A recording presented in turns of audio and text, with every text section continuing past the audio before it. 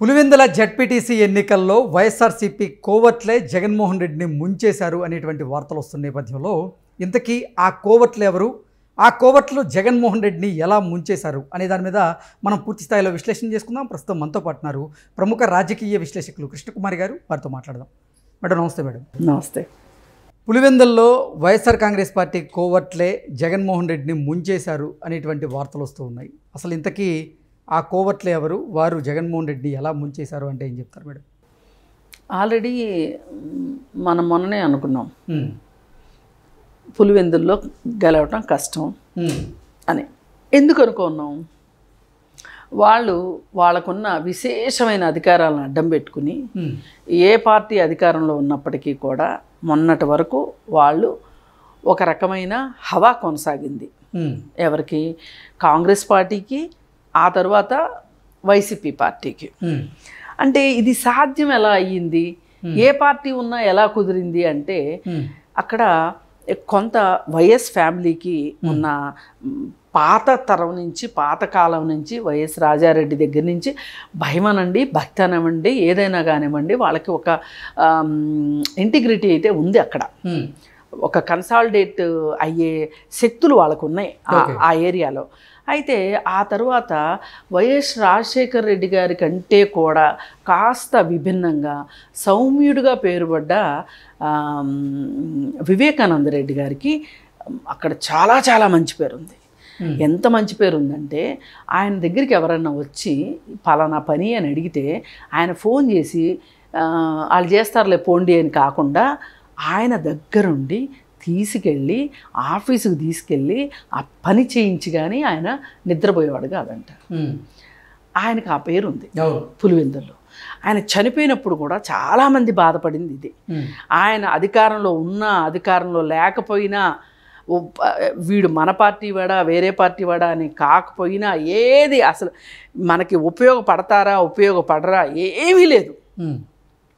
ఒక పని అని వచ్చారు అంటే అది ఒక తన బాధ్యతగా తీసుకొని దగ్గరుండి చేయించిన మనస్తత్వం వివేకానంద రెడ్డి గారు. దానివల్ల కూడా చాలా సంవత్సరాల పాటు అక్కడ ఒక లెగసీ అనండి, లేకపోతే ఒక వారసత్వం అనండి కొనసాగింది. అది ఎప్పుడైతే ఈ అవినాష్ రెడ్డి అనే ఒక చీడ పురుగు అక్కడ వచ్చాడో, ఈ అవినాష్ రెడ్డి వచ్చిన దగ్గర నుంచి అవినాష్ రెడ్డికి పదవీకాంక్ష. అసలు అవినాష్ రెడ్డి అని కూడా అనకూడదు. ఏ రోజైతే జగన్మోహన్ రెడ్డి రాజకీయాల్లోకి రావాలి అనుకుని ఎంపీ స్థానం కోసం బాబాయ్ సీట్లు లాక్కున్నాడో, అప్పుడు కాంగ్రెస్ పార్టీ ఉన్న రోజుల్లో సంగతి, లాక్కున్నాడో, దానిని వైఎస్ రాజశేఖర రెడ్డి గారు కాదనలేని ఒక దురవస్థలో పడిపోయాడో, అది ఒక దుస్థితి. ఒక రకంగా ఏం 4 రోజులు ఆగలేవా బాబాయ్, నా తర్వాత నా అంతటోడు, నా తమ్ముడు తర్వాత నువ్వు అవ్వకూడదా అని కంట్రోల్ చేయగలిగే పవరు వైఎస్ రాజశేఖర రెడ్డి దగ్గర లేదు. వీళ్ళు పేరుకి ఫ్యాక్షనిస్టులు, ఏదో అంటారే బయట పులి ఇంట్లో పిల్లి అని, ఆ టైప్లో రాజశేఖర రెడ్డి కూడా ఏమీ చేయలేని పరిస్థితుల్లో చేష్టలుడిగి తమ్ముడి పోస్టు పీకి కొడుకు అప్పచెప్పాడు. అయినప్పటికీ కూడా పాపం ఆయన పదవి లేకపోయినా సరే ఆయన చేస్తూనే ఉన్నాడంట. చనిపోయే రోజు వరకు సేవ చేస్తూనే ఉన్నాడంట ఆ ఏరియా ప్రజలకి. సరే, ఈలోపు అవినాష్ రెడ్డి ఎంట్రీ ఒకటి వచ్చింది కదా. అవినాష్ రెడ్డి వచ్చిన తర్వాత ఒకప్పుడేమో తన కోసం బాబాయ్ పోస్ట్ పీకాడు, తర్వాతనేమో తన భార్య తాలూకు బంధువు కోసం అని చెప్పి వైఎస్ అవినాష్ రెడ్డి కోసం అని చెప్పి జగన్మోహన్ రెడ్డి మళ్ళీ ఆయనకి రెండోసారి కూడా ఆయనకి మొండి చేయి చూపిస్తే ఇక అవినాష్ రెడ్డిది ఏముంది, ఎంతసేపు ఆయనకు పిఏలు, వాళ్ళ వ్యాపారాలు, వాళ్ళ డబ్బులు దందాలు, ఇది చాలనట్టు వాళ్ళ నాన్న వైఎస్ భాస్కర్ రెడ్డి ఆయన దందాలు, వీళ్ళు దందాలు తప్పితే రెండో పని లేకపోకుండా అక్కడ కాంగ్రెస్ పార్టీకి ఒక రకంగా సమాధే కట్టారు. కానీ అయినా వాళ్ళకున్న దురుసుతనం వల్ల కావచ్చు, లేకపోతే ఫ్యాక్షన్ రాజకీయం వల్ల కావచ్చు, వాళ్ళు ఏంటి అంటే వాళ్ళు పైచేయి సాధిస్తూ వచ్చారు. సాధిస్తూ వచ్చి చివరికి మొన్న కూడా వైఎస్ షర్మిల గెలవాలి లెక్క ప్రకారం. ఏం జరిగిందనేది అర్థం కాలేదు. ఖచ్చితంగా గెలుస్తుందనే అనుకున్నారు అందరూ. ఒక రకంగా తెలుగుదేశం పార్టీ కూడా జగన్మోహన్ రెడ్డి, ఈ అవినాష్ రెడ్డి, వివేకానంద రెడ్డిని అవినాష్ రెడ్డి చంపాడు అనేది ఆ ప్రాంత ప్రజలకు కూడా ఖచ్చితంగా తెలుసు. అందరికీ తెలుసు ఈ సంగతి. తెలిసి అతనికి గుణపాఠం కోర్టు కంటే ముందు ప్రజా కోర్టులో గుణపాఠం చెప్పాలి అన్న ఉద్దేశంతో అందరూ అతను ఓడిపోవాలని కోరుకున్నారు. అయినప్పటికీ అతను గెలిచాడు.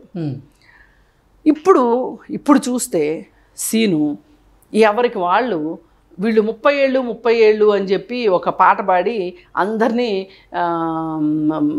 దొంగతనాలు చేయొద్దు అనుకున్న వాళ్ళని కూడా దొంగతనాలు చేసేటట్లు, హత్యలు చేయొద్దు అనుకున్న వాళ్ళని కూడా హత్యలు చేసేటట్లు ప్రోత్సహించేశారు. వీళ్ళు అవినీతికి విషయంలో ప్రోత్సహించేసేసారు. వీళ్ళు కూడా ఏమనుకున్నారంటే ఇవన్నీ చేసేవాళ్ళు 30 ఏళ్ళ తర్వాత రాజు ఎవడో రెడ్డి ఎవడో 30 ఏళ్ళు మా అన్న ఉంటాడు కాబట్టి మమ్మల్ని కాపాడుతాడు అనుకుని ఎవరికి వాళ్ళు విచ్చలవిడిగా తయారయ్యారు. ఈ పరిస్థితుల్లో అయ్యగారికి అధికారం పోయింది. పోయిన తర్వాత వీళ్ళకి కూడా ఒక్కొక్కరికి కళ్ళకు కమ్మిన పొరలు ఉంటాయి కదా, అవి విడిపోయినాయి. జ్ఞానోదయాలు అయ్యి ఎవరికి వాళ్ళు అమ్మా ఇంకా మనం ఈ వీళ్ళని నమ్ముకుంటే కనుక, ఈ కుటుంబాన్ని వైఎస్ కుటుంబాన్ని నమ్ముకుంటే, అవినాష్ రెడ్డినో జగన్మోహన్ రెడ్డినో నమ్ముకుంటే మనం అందరం శంకరగిరి మాన్యాలు పడతామని వాళ్ళకి అర్థమైపోయింది. ఇంతకీ అసలు పులివెందుల్లో జగన్మోహన్ రెడ్డిని ముంచిన ఆ కోవట్లు ఎవరు మేడం? చెప్తా. అయ్యేసరికి వీళ్ళందరూ ఏంటి అంటే మళ్ళీ చెప్తేనేమో ఏం చేస్తారు అని భయం. అందుకని పైకి చెప్పకుండా లోపల వ్యతిరేకంగా పనిచేశారు. అసలు వీళ్ళు పనిచేశారు వాళ్ళు పనిచేశారని ఎట్ట చెప్తాం? కానీ కార్యకర్తలందరూ కోవర్ట్లుగానే పనిచేశారు.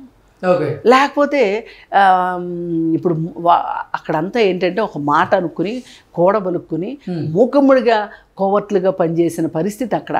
అయితే ఈ పరిస్థితుల్లో రవీంద్రనాథ్ రెడ్డి వెళ్ళాడు, ఎవరు జగన్ మేనమామ వెళ్ళాడు, వెళ్ళి వేరంగం వేశాడు. మళ్ళీ మేమేం వస్తాం, మేము వచ్చాక మీ అంత చూస్తాం, అది చేస్తాం ఇది చేస్తామని వేరంగం వేశాడు. ఆయన కూడా ఎవరు పట్టించుకోలే. ఇక ఆ తర్వాత అవినాష్ రెడ్డి వచ్చేసాడు సీన్లోకి. అమ్మో అసలు ఇప్పుడు కానీ జెడ్పీటీసీ ఓడిపోతే మనం అసలు పులివెందుల్లో తల ఎత్తుకోగలమా? పులివెందుల్లో అసలు మనల్ని చూసి ఏం భయపడుతుంది? ఒక్కొక్క నక్క కూడా భయపడదేమో, ఆ పరిస్థితి వస్తుందేమో, ప్రతోడు తలగరేస్తాడేమో అని నేను పెద్ద హీరోనే అనుకుంటా ఆయన దిగాడు సీన్లోకి. దిగితే ఈయన వస్తే గొడవలు అవుతాయి అని చెప్పి ఆయన హౌస్ అరెస్ట్ చేశారు పోలీసులు ముందస్తు జాగ్రత్తగా. అయినా తప్పించుకుని బయటకు వస్తే పోలీసులు వెంటాడి పట్టుకుని మరి పోలీస్ స్టేషన్ లోపల ఏం జరిగిందో మనకైతే తెలియదు, కానీ తెలియంది మాట్లాడొద్దు. కొంతమంది ఏమనుకుంటున్నారంటే విశ్వసనీయ భోగట్టాల ద్వారా బాగా ఇప్పుడు 3rd డిగ్రీ ప్రయోగించకూడదు పోలీస్ స్టేషన్లో, పైగా అందున గెలిచిన ఎంపీ కనీసం మంచి పంచాంగమైనా వినిపించుంటారు అని అనుకుంటున్నారు. ఇది ఎంతవరకు వాస్తవమో తెలియదు, కానీ పోలీస్ స్టేషన్కి తరలించలేదు అని అంటే ఇప్పుడు ఇదిగో పులి అంటే ఇదిగో తోక అంటే అదిగో పులి అనే రకాలు కదా మాట్లాడే వాళ్ళు మాట్లాడుతున్నారు. అయితే అవినాష్ రెడ్డికి ఎక్కడ హర్ట్ అయిపోయాడు అవినాష్ రెడ్డి అంటే, అవినాష్ రెడ్డి తన ఓటమిని రిజల్ట్ రాకముందే ఒప్పేసుకున్నాడు.